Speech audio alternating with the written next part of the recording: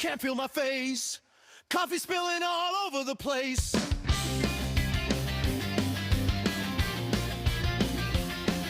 Forgot the sticks, we're turning around. Another weekend in some hockey town.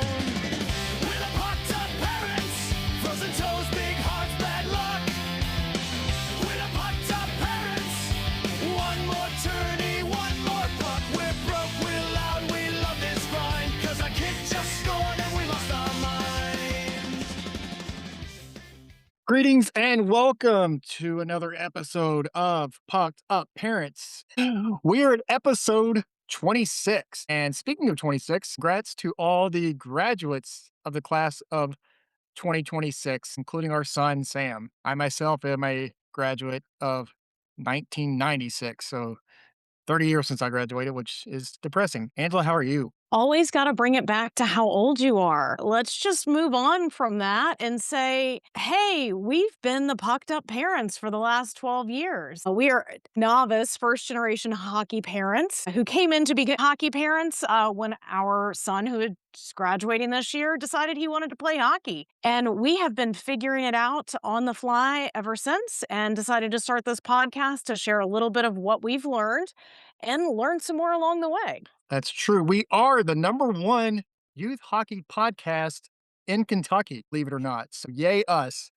We now sit in Number second place, one third of place. one? One of one. Hey, if you're not number one, you're number two. And we are number one in the state of Kentucky. Congrats to us. As we do every week, Angela, what happened last week in hockey for us? We started going to all of the teammates and former teammates' graduation parties because a lot of the '08 kids, which if you're a hockey parent, you know you call your kid by their birth year. So our 2026 grad is an '08, and many of his '08 teammates are graduating from various high schools around the region. So we started going to some hockey graduation parties. Well, look at it. Free food, free booze. I'll show up, fix myself a plate to go and sip on your bourbon. Jeez. That's Well, and exactly. guess what? We're going to return the favor in a few weeks when we host our own. So it's all good. It's sharing amongst the families. Yeah, stay tuned. It's gonna maybe I'll make it a BYOB. Bring your own beer. Stay out of my beer fridge. Stay out of my bourbon. Jeez. Also, the Big Cheese Elite are undefeated. They had their third victory. So Yadar's son, 3-0 in his beer league, rec league debut. So they are still undefeated. And didn't we spend a little money this week on hockey? In fact, just today I spent some money on hockey. It was jersey order time for the oldest. Thankfully, we got 2 years use out of the previous jerseys, but he's starting to outgrow them. I placed the order for the new jerseys today, jerseys, socks, and warm-ups, because unfortunately the kid keeps growing and we've got to replace that stuff. I just want to correct you. You said our oldest. It's our Oh, youngest. Our youngest. youngest. Yeah, he Oh, grew just a Lord. little bit. The jersey is getting a little snug. It's getting to be a belly shirt, so we had to break the bank to order it. Also, congrats to our youngest son. Not hockey related, but his flag football team did win out in their tournament, so they got the ring. We talked about the old ring The trophy championship ring. championship ring, and he tried to put it around a necklace. I was like, man, that's gonna like beat the hell out of your chest and probably break that cheap necklace you're wearing right now. Yeah, the Amazon necklace is probably not going to hold up to the cheapy flag football ring, but it was fun anyways. He had a blast. Was really excited to get the ring and of course rub it in his brother's face that he got the actual ring before his brother did, just because those aren't in yet. They are in order, they're just not in yet.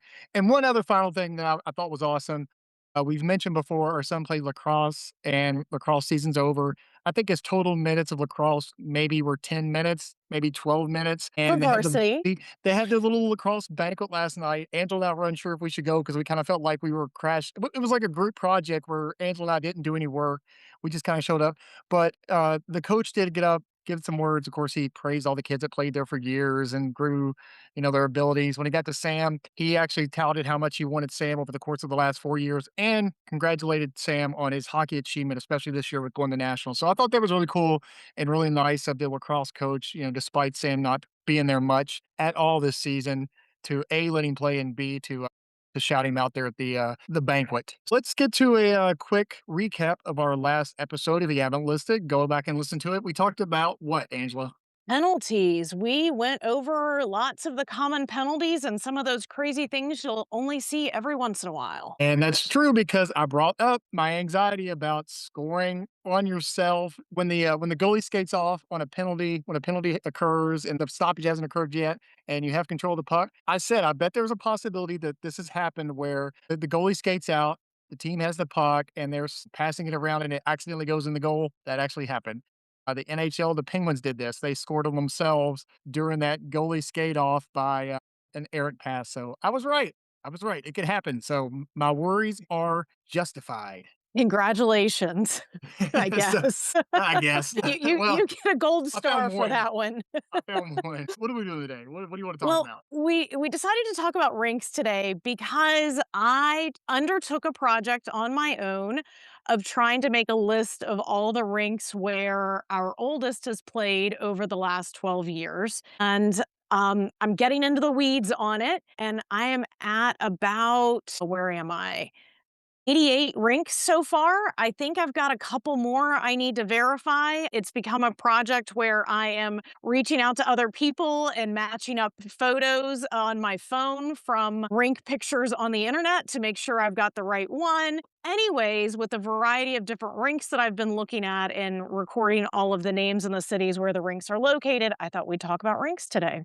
If you've ever seen like a movie where they're trying to find a criminal and they're in the room and there's a map up on the board and the strings are drawn together and the person's all frazzled about doing it. That's what Angela was doing the other night when I walked in the kitchen. I'm like, what are you doing? She goes, I'm trying to remember all the rinks Sam played at. I'm like, okay. And then I started throwing out names and you're like, got it, got it, got it. So it's a cool scavenger hunt, kind of risk type Well, map thing. You're doing good. yeah, so I will say that the use of my hockey rankings was really, really helpful for the last 4, 5, maybe 6 years because it has historical information on there. So where I started to really struggle were like summer teams, summer tournaments, trying to remember those ranks, and then things, games and tournaments and schedules from when he was younger is where I really started to struggle.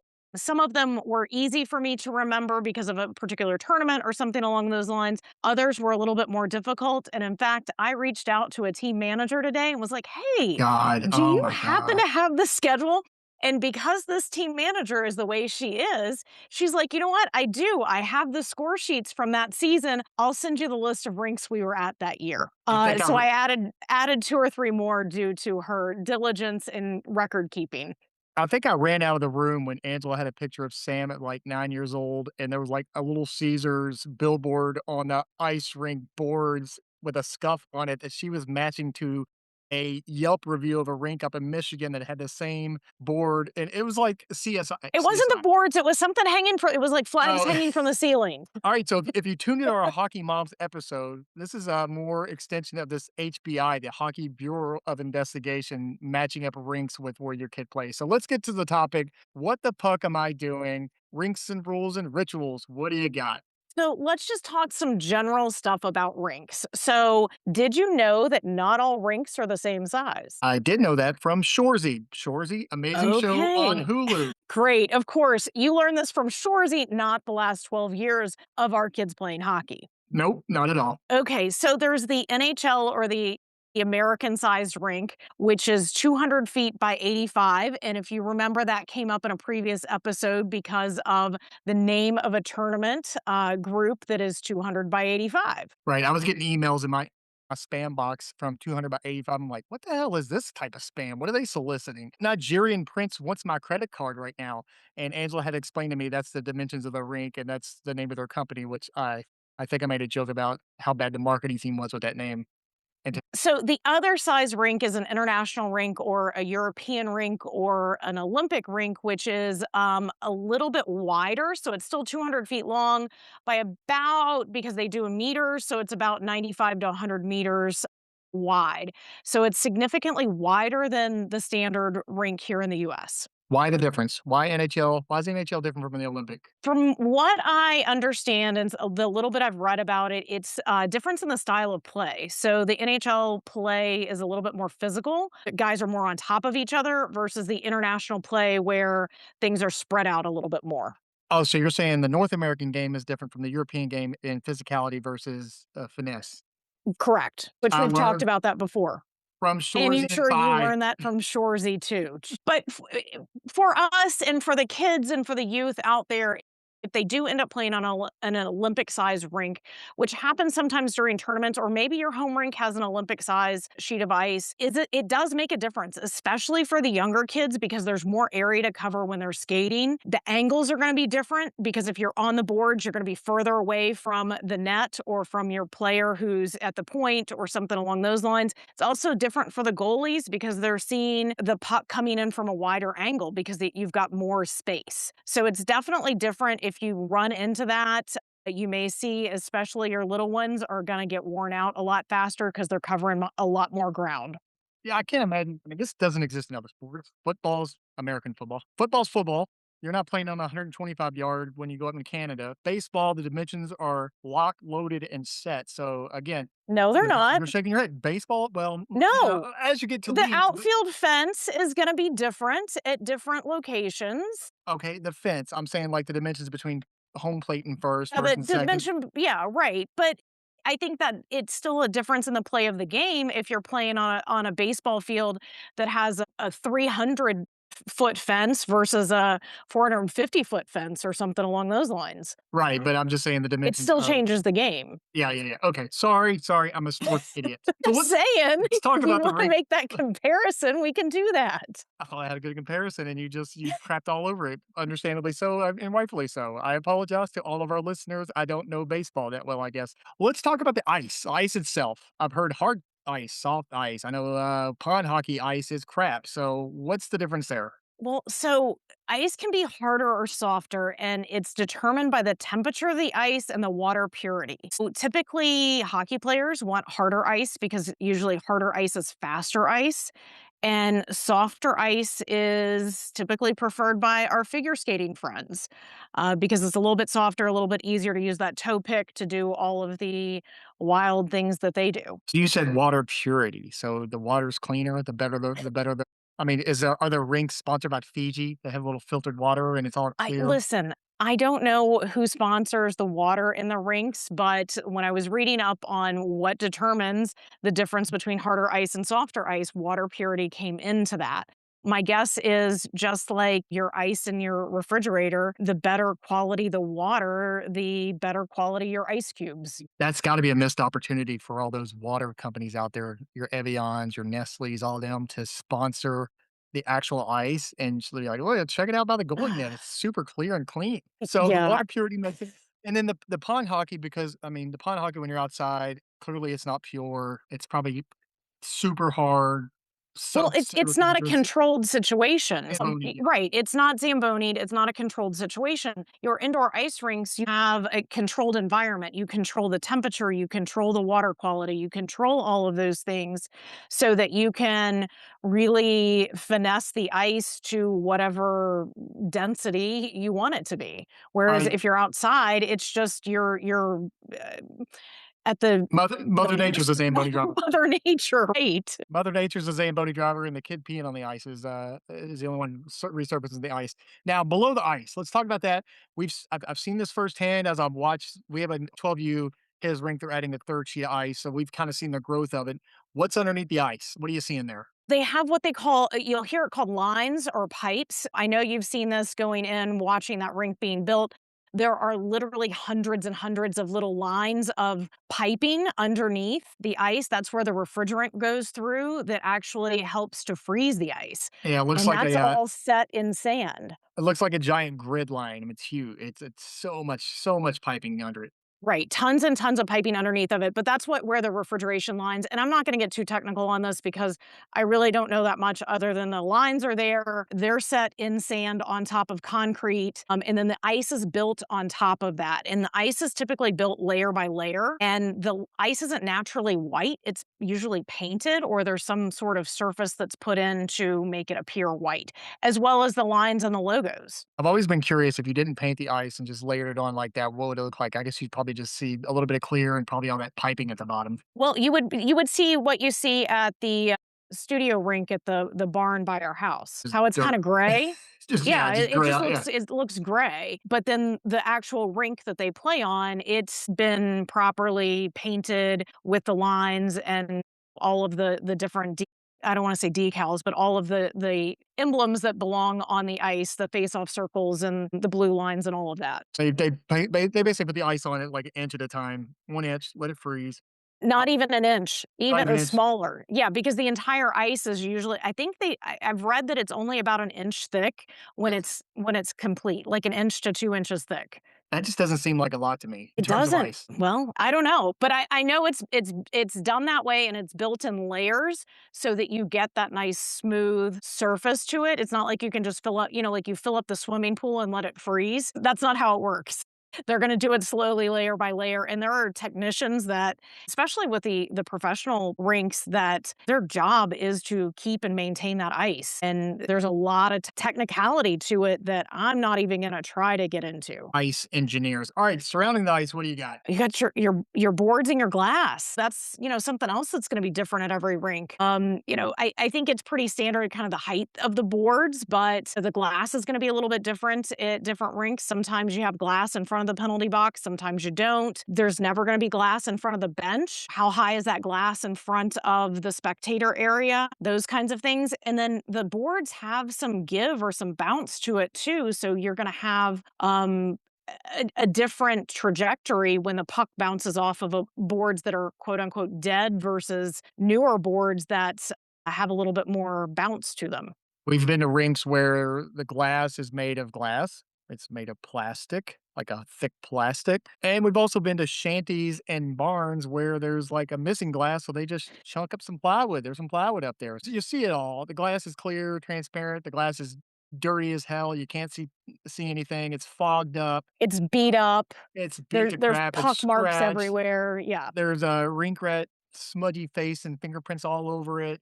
So yeah, and it's inevitable every year, once a year at least. I see this hard hitting the wall, and the glass pops out, and like the kids are on the ice trying to keep the glass from falling on them, keep it shattering, stops the game. Then they fix it pretty quick though. Yeah, and we've seen it break too. I don't know if you were at the tournament where our team, well, it wasn't just our team, but the game that we were playing, there were 2 panels of glass that broke during the same game. Was it somebody hitting a puck like on Happy Gilmore at the beginning of Happy Gilmore, where it Um, shattered it, or because that'd be some bragging rights right there, or was it I just don't a think hit and it so. I popped think out? it was hits into the I know the second one was a hit into the boards. Actually, it was a celebration into the boards, quite honestly. I think the first one was a hit into the boards, and it was 2 completely separate. They'd happened on opposite ends of the ice, so it wasn't the same panel. And then the But boards. yeah, it happens. But for your youth players, your younger players, it almost never happens. It doesn't the breaking of the glass or the glass coming out usually doesn't happen until you get to that 18U high school age because the kids just simply aren't big enough to create enough force to do that. If that PA announcer, when that glass broke, didn't throw on the Stone Cold Steve Austin theme from the old WWF, it would be awesome because that's what it is. If glass breaks and then his music kicks in, that would be awesome. Now Yeah. the boards have like a trim at the bottom, right?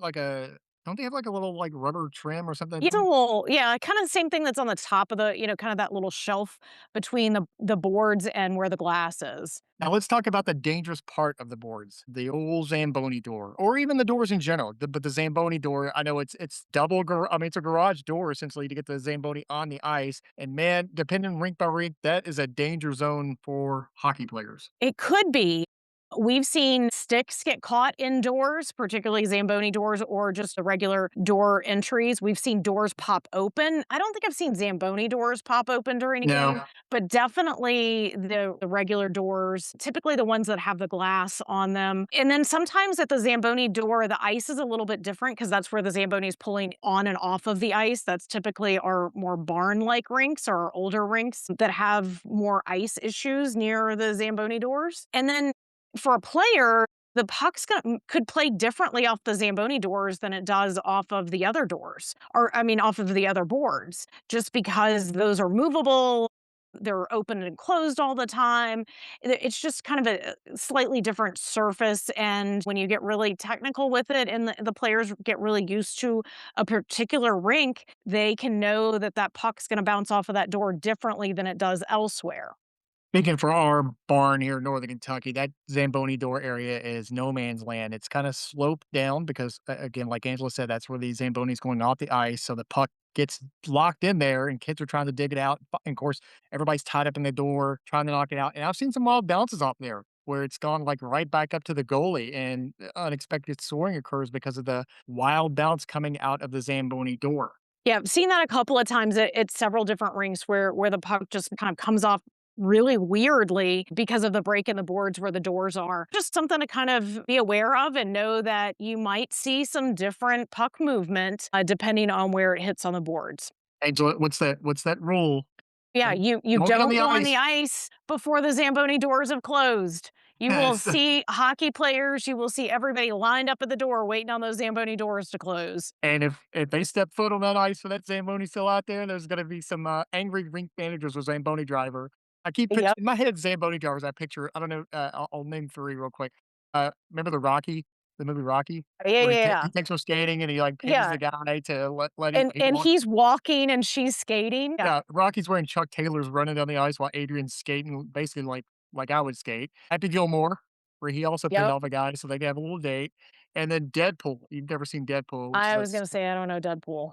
I mean, he's I know trying to Deadpool, but I didn't watch the movies. well, he's trying to get information out of the guy, so he lays him on the ice and then runs him over with the Zamboni. So you can imagine the blood and gore from a Zamboni running over a person, and Deadpool didn't spare him. Now, Yeah. the benches. We talked about the old penalty box last week, but the benches. You have a note here, and I'm not aware of this. The away bench may be shorter. What happened there? Yeah.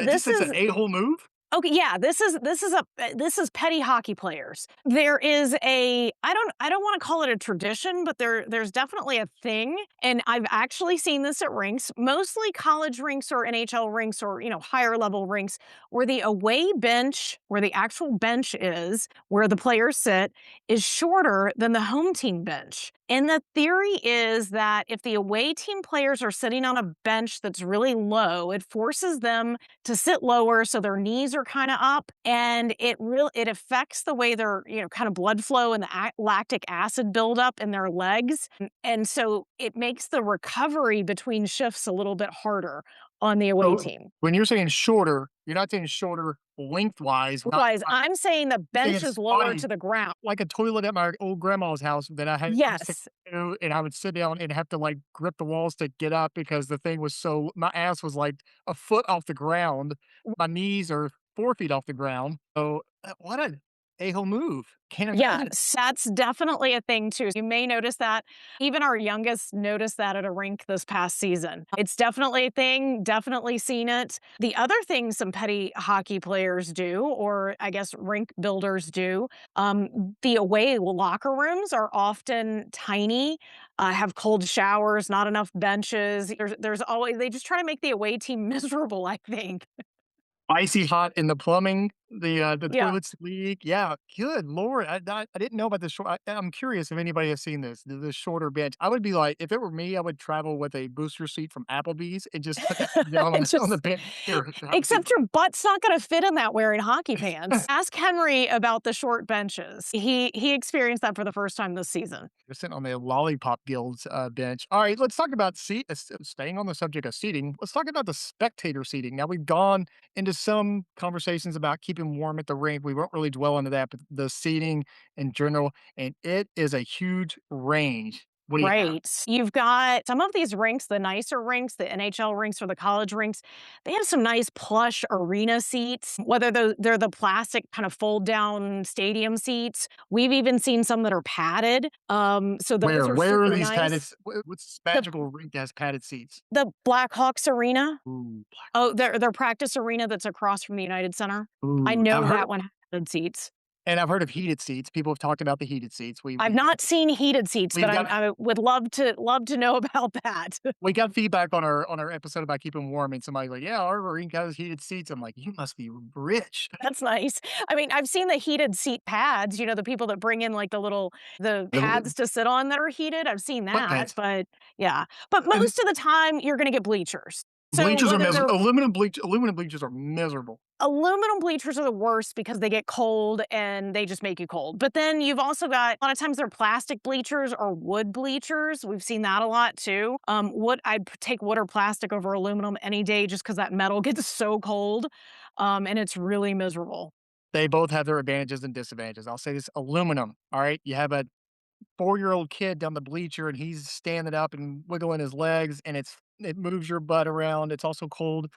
The wood bleachers, if it's damp in the rink and you Ugh, stand yeah, up, you look like you wet yourself. So, both have their advantages and disadvantages, but we Angela and I right. live in a bleacher world split between aluminum and wood. The corner bleacher, I've So, seen this a couple times.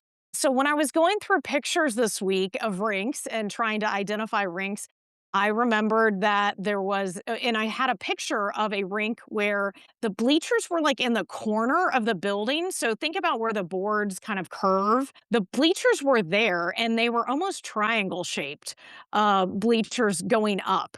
And I just thought that was really interesting. And I've only seen that a couple of times and just thought I'd point that out as kind of an oddity. Into that rink, and I was thinking, "Oh, man, I think I'm gonna go sit over there and climb the, Mount or Pyramid Giza to get to the top row." It's literally looks like a pyramid in the corner of the rink, and I remember the view was horrible. Yeah, Like, the view's not good. the rink was standing room only, which we'll get to, except for the corner bleachers. Yeah. And then you got below the bleachers, Yeah, or excuse me, below the boards. right. So if you think about I know I've been to a couple of rinks like this. So the boards go up, what, 2.5, 3 feet? If you just put bleachers on the concrete right next to the boards, the first 2 or 3 levels of the bleachers are below the boards. So you have to go up to the higher level of the bleachers to see over the boards. It reminds me of the remember, is it Villanova who has the seats below the basketball floor? Remember Yeah, yeah, it's Villanova kinda like thing? that. Yeah. Yeah. Because most of the time the bleachers are built up to the level of the Yeah. boards, but sometimes these rinks will just bring in same set of bleachers you can use at the soccer field. They bring them in, set them right next to the boards, and you have to go up 2 or 3 levels in order to see anything. Let's continue on our little tour of rinks. Next, we have like the observation area. And we're actually getting one of these on our rink up in Cincinnati. The observation area is a nice place to hang out sometime. I think that the observation areas are great because, especially if you have smaller kids or grandparents who don't want to sit in the cold area, these are usually the areas that have glass and you can watch the game from a warm area. Although sometimes it's just an observation area where you go up some steps and there's a metal railing and you're literally standing above the team benches. A couple of different ways you can have observation areas there. But I did note that there are bonus points if the observation area includes a bar. This is also where I go in between games just to hang out, read a book. Right. But to your point about kids being up there, it's annoying. Watching games up there, not much for me. I like to hear the noise of the rink and it's hard to hear through the glass. And then everybody else, people like me would be up there who don't care about the game, being annoying and talking and yapping about other stuff. So I'm more going in the rink when my kid plays. When they don't play, I'll go out to the observation area. There are some of those observation areas that are literally in the rink. You just go up the steps and you're, like I said, standing at one of those metal bars and just looking over. Not bar like get a drink at a bar, but like railing bar. So those are kind of inevitable. It's either you stand on the glass or you go up there because it's a standing room only situation. Yeah, I was at a rink this year where it was just both of that. It was an observation area and it was a standing room only, and that was the only literally the only seating. It's one of fan games I think up in Columbus, Ohio. Let's get on to are we there yet? Is it rinks and road trips? Now we've talked a lot about rinks, so let's talk about the rink types that are out there. I kind of categorized rink types. Again, I've been creating this list and going down memory lane of all these different rinks, and I ranked them from nicest to kind of just Every step Mm. down, we'll start out with the NHL practice facility or other affiliated facilities because those are all super nice. Obviously, they've got the money of an NHL team behind them, so they are typically immaculate, newer, with fancy seating, nice locker rooms, concession stands. Sometimes they have restaurants in them. Really just top of the line. You luck out when you get a tournament at one of those. All glory be to the NHL practice rinks. I'm looking at you, Predators down in Nashville. You have a glorious few Predator rinks. Also, my favorite rink probably of all time, the one in Anaheim, the Anaheim Ducks practice rink.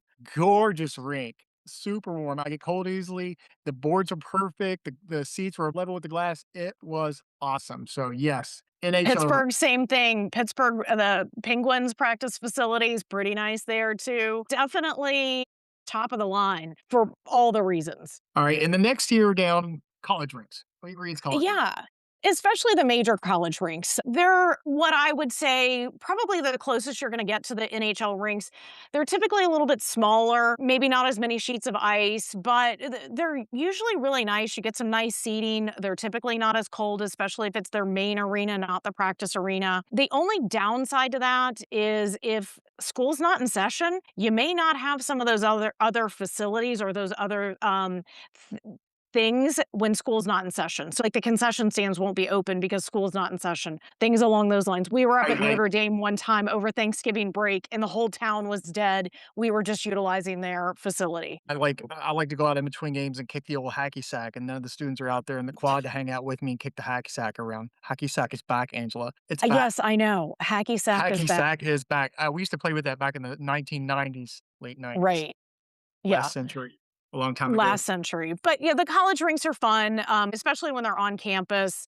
Some of your smaller colleges are going to have even smaller rinks.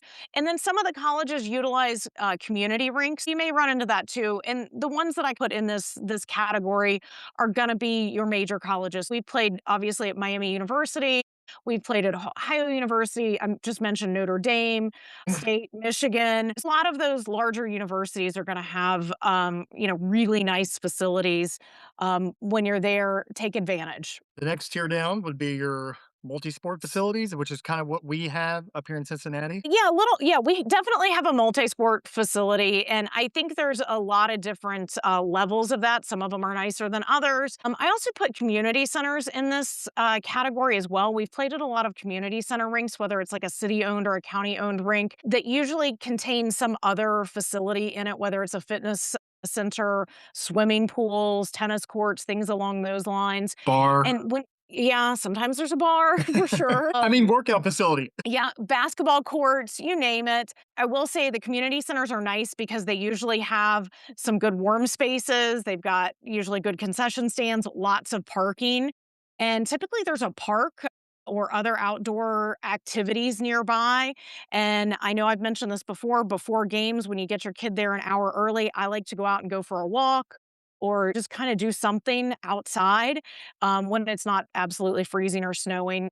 I really like those kinds of facilities where there's other things going on and you're not just in a hockey rink. Agree. What else? What's the next level down? We're down. This is I think the fourth level. Yes, we're going down to the fourth levels, the industrial or warehouse neighborhood rinks.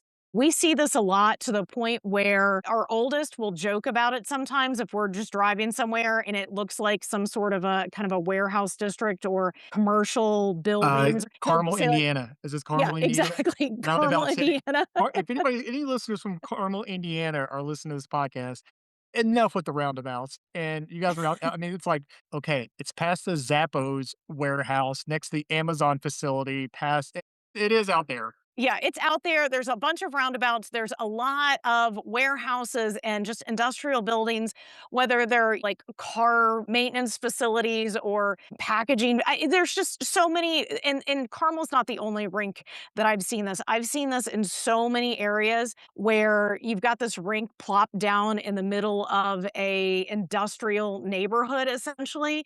And maybe there's some office buildings around too, things along those lines. But I think the deal is land's cheap out there. It's easy to put up one of those metal buildings. You're not going to have much around sometimes. There's not going to be much food close by.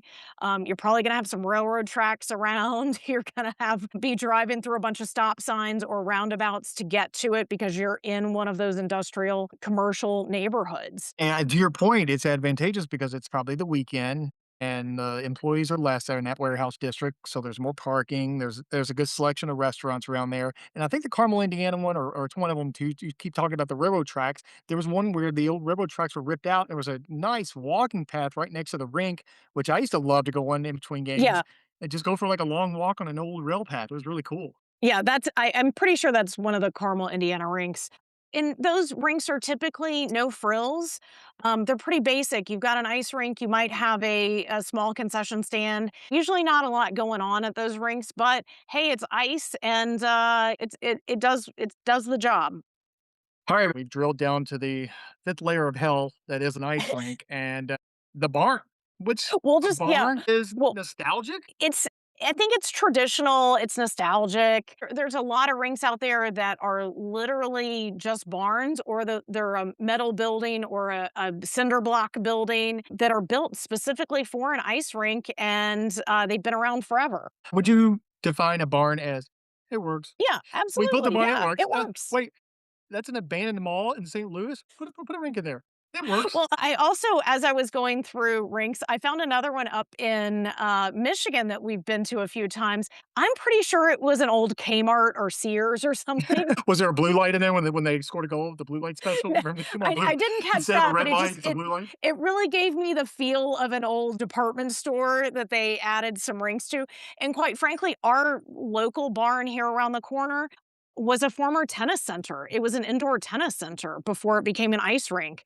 More power to you if you can convert something into an ice rink, but you're gonna see all kinds, and you never know what you're gonna get. It could be a former shopping mall, could be a old Kmart, it could be an old tennis center. It's just wherever it'll work. Henry, the team manager, sent a message. Your locker room is past the old Auntie Annie's pretzels to the left of the creepy, burned out Sbarro. It's I mean, that's what it was. it's it's in the old, Payless shoe store is your locker room. So, are the locker rooms in the old Kmart, what were they, the changing rooms, like, with the half I doors? no, I mean, it's clearly been I know, I'm added kidding. walls and all kinds of stuff in these buildings to build locker rooms and all of that, but it just gives you the feel of, "Oh my gosh, this feels like it was a Sears at one point when you walk in." By the way, Um, I think Kmart's come up twice on our show, so it kudos to K has. you live on in memory, RIP. Yeah. The other my only other complaint with the barns or the converted, buildings is usually their parking is terrible for whatever reason. Either it's a bummed out, terrible parking lot, or there's just not enough parking and you've gotta, be creative. It looks like the surface of the moon, like a meteor strike just occurred. I mean, I think a Volkswagen, I saw a Volkswagen go under one of these holes. The holes are huge.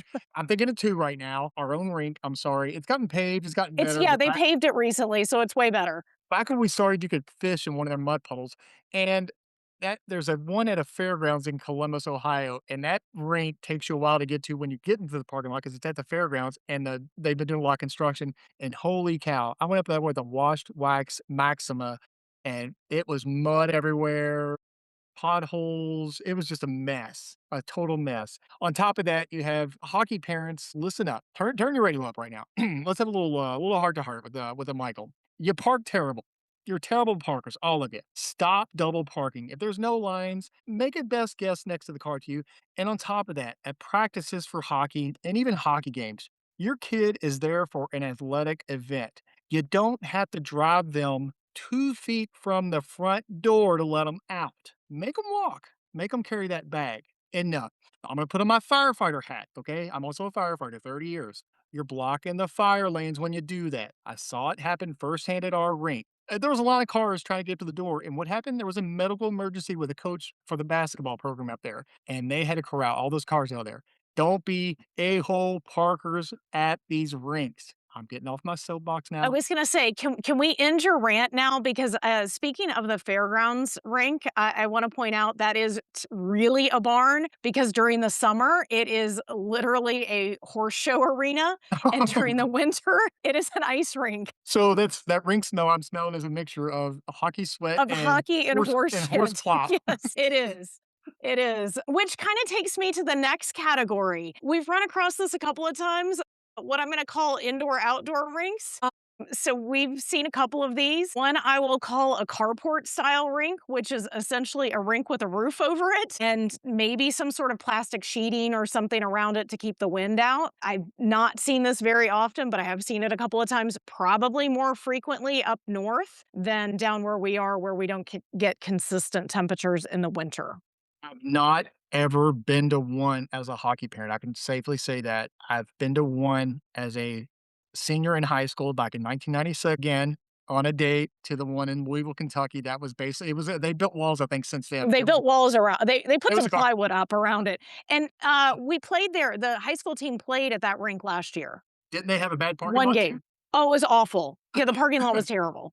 It was absolutely and it had But just snowed, so you couldn't see the lines anywhere, so you talk about bad parking, it was awful. yeah, I had a date with a cheerleader. Yeah, she Oh, was a jeez. varsity No one wants cheerleader. to hear about your date with a cheerleader. Well, hang on, it gets better because it was an ice skating day with another we doubled with another couple, and I had never skated before, and I'm about 6 foot. I'm now 6'2", so you can imagine my embarrassment and how bad I looked out there. I probably didn't dress appropriately, so I was not impressive. I'm sure I looked like a baby giraffe, taking his first steps, and that relationship did not last past that date.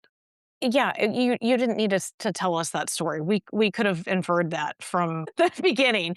Anyways, so let's move on from the carport style rink to a bubble or a dome rink. There's one of these, I know you've been to it in Columbus. One of the chiller rinks has it's essentially a bubble. It's like an inflatable kind of thing over the rink. Thinking of, like, Mm, bubble hockey that you play in the arcade. no, it's life size. Oh, okay, Life-size wow. bubble hockey. Essentially, Are the kids on it's meat skewers so we can rotate them and make them? no, no, no, I no. think I remember it, yeah, it's like an air bubble looking it's almost It's like the like an old air Detroit Lions, the Houston not the Astrodome, but the Detroit Lions where they used to play where it was like air kept it inflated up. yeah, it's like an air inflated there's some structure to it, but it's not super common, but it's not unheard of for these bubble or dome style rinks. Some of like the one up in Columbus, I'm pretty sure is a permanent rink, but I think they make some that are temporary as well, where outdoor facility can put that dome or bubble up maybe to keep the ice a little bit longer in the off season. Alright, so the final 2 we have are your outdoor rinks, your pond hockeys and the actual outdoor rinks. Again, Shoresy season 5 was at an outdoor rink, and instead of glass, they had chain link, which I thought was awesome. I'm sure it would be painful, but, I've not ever done an outdoor rink with our kids. I know you did one, I think, up in Buffalo? Was it Buffalo or Pittsburgh or something? Um, no, we did an outdoor rink in Toledo, I believe, one year. It's not unheard of. And then a lot of communities put up like small rinks, like our downtown area and a couple of the other suburbs in this area will do like tiny little rinks at the park or whatever. So Rockefeller Center. that yeah, like a Rockefeller Center. That's a great example that I think everybody's heard of. But that type of rink, and then of course you've got your actual ponds, your literal ponds that freeze over that you can play hockey on. That is a lot of rinks, and a couple questions for you before we wrap up and move into life pretty fast. Number 1, what's the count up to right now? The count of number of rinks our 18-year-old has been at with us. Just the oldest, I'm at 88. 80 ooh, great reference to 88. Back to the Future, so and then number 2, I hate to put you on the spot, favorite rink? You have a favorite? Oh, that's a tough, I tough mean, I question. would put Anaheim up there and that Olympic rink, I think it's up in Michigan, the Olympic The rink. USA rink, the USA hockey rink? USA hockey rink, yeah. Yeah, I like the USA hockey rink's really nice. The parking there sucks. I don't like Oh, you go across you the gotta bridge. cross a bridge, and when it's January snowing, that's just no fun. I said the rink, not the parking lot. Well, I mean, that's part of the rink. That's part Well, of the experience. if that's an issue, just drive up 5 feet from the door, drop your kid off, and And then then I'll you're have gonna to walk. listen to you rant.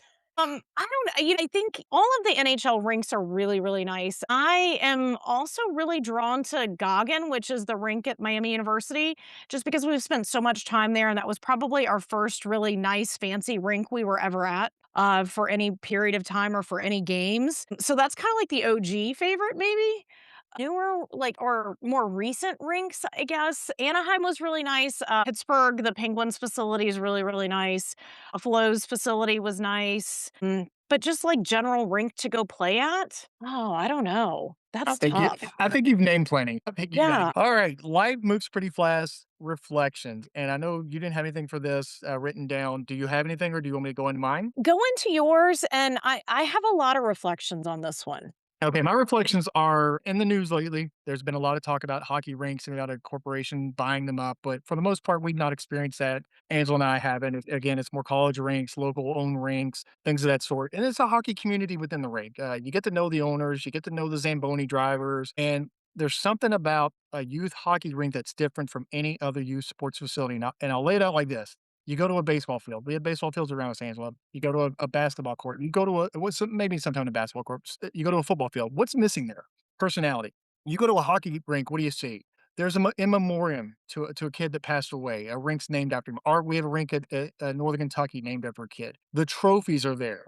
The banners are there. The banners are signed by the kids are hanging there. It's personalized to those kids. You go to a baseball field, it's just a blank baseball field. There may be advertisements out there. They win a state championship, there might be something out there. But your 8-year-old that won the championship, there's nothing out there touting that. And you go to a hockey rink, you see it. 8U tournament winners, go Norse. You go to a Cincinnati rink, 12U winners. There's the cup sitting in the trophy case. They're way more personal to the kids. That's my Yeah, reflection. yeah, I would definitely agree with that. I think hockey rinks definitely feel more like home, and I think there are some of the rinks, and I mentioned Miami. That's kind of like a home away from home for us. I think that's perfect. And every rink has their own personality. Some of these rinks you can tell will probably use the same architectural details because they're set up very similarly, but they still have their own personalities. Whether it's in the awards or the trophies or whatever that you see there, or it's in what they have at the concession stand, or what's in the lobby, whether it's the picnic tables or the benches or whatever they have. Every rink has its own personality. I love the memorandum, the memory of a player. At the USA Hockey Rink, we talked about the one you don't want to walk across a bridge. There's a glass case there celebrating the life of one of their former players. And so each of those rinks have that, and it has a personality, it has a look, it has a feel. And to Angela's point, it may be an away game for you, but it doesn't feel like an away game because you're so used to that rink. And we've gotten that way with the local rinks in Ohio. So any reflections from And elsewhere. and elsewhere? It's true, Michigan. Yeah, I think this trip down memory lane and going back and really creating this list of rinks and towns that we've been to it's been fun for me because I've kind of gone back and I'm like, oh, I remember that rink. That's where they won this championship, or that's where this happened. Again, it goes back to, I know the hockey moms and I talked about this a couple weeks ago, the where were we when, or now I've turned this around to what happened there, looking at these rinks and remembering some of those road trips, or remembering, hey, we stayed at that hotel down the road and it had, the best breakfast or the worst rooms, or whatever the case may be. There's just so many memories tied to all of these different places and things that we've done over the years. And I think that's really cool. And that's part of the reason that I started this list, so that we could kind of go back and remember that and see how far we've come, not only as hockey parents, but as a family, and how far our kids have grown as players. I fully expect a slideshow of all these rinks within a couple months set to a musical score, maybe Foo Fighters, Times Like These, Barbara Streisand memories. So will No, that be I'm presented at the not kids' doing a graduation party? slideshow. I'm getting the list done so I can plot them all on a map and print it Okay. out as like a big poster with all the like dots on it of everywhere he's been. That's cool. I like that. All right, rinks. What's your tip of the week on rinks? And I think you have a good one because it would have saved you a hell of a lot of time this week. Go ahead. Yeah. So, and again, I know we mentioned this a couple weeks ago. Take lots of pictures and videos and hang on to those schedules, and maybe go ahead and start your list of places you've been. I'm starting that for our youngest now because I think it's going to be really cool to look back on later. And like I mentioned before, I was using some of those pictures and videos to match up rinks. I'm like, hey, I know we were in Detroit this weekend. Let me look at these pictures and try to remember where we were and kind of match up match up these rinks, and it's been a really cool little project that I started actually several weeks ago, maybe a month or two ago. But it's been a lot of fun, and it's been down memory road. So if you've got a younger player, say hang on to those schedules, start your list now, and don't forget to take lots and lots of pictures. Because what I'd really love now is that if I had a picture of the kids in front of each rink the first time they were there. And I That's cheap. didn't That do that, and I think that would be even cooler to have a picture of the kid at the entrance of every rink.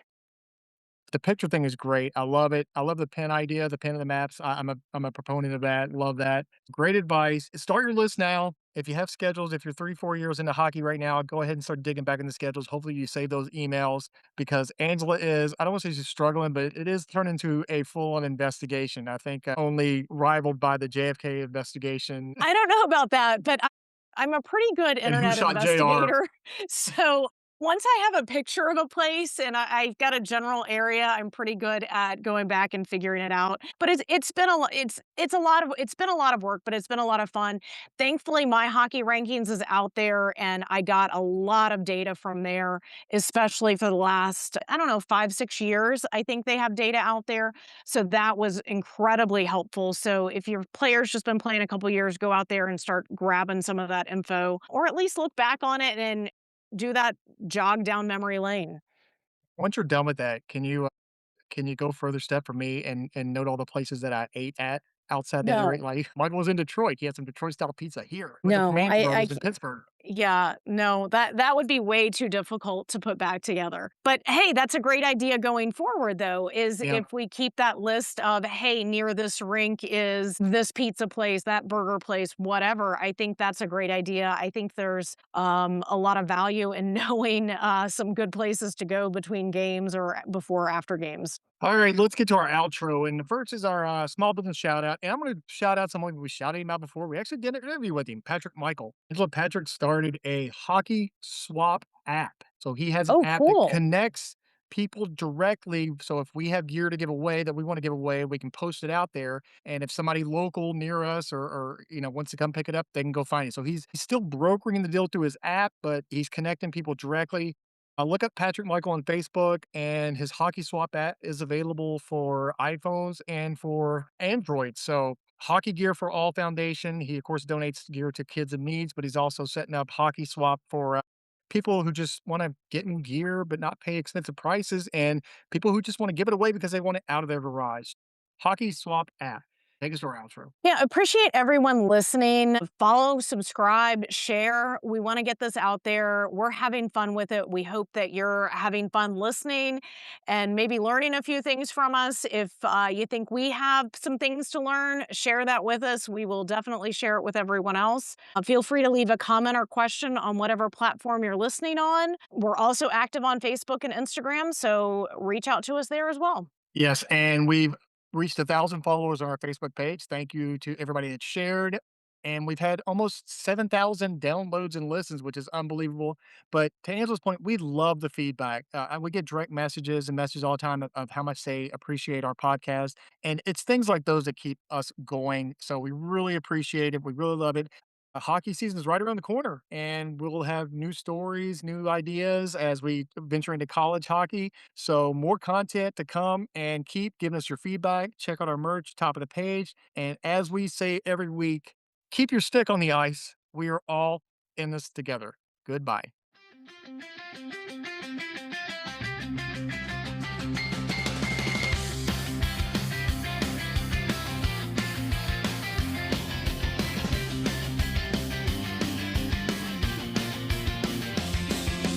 Up before dawn, can't feel my face.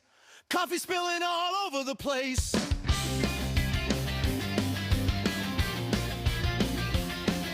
Forgot the sticks, we're turning around.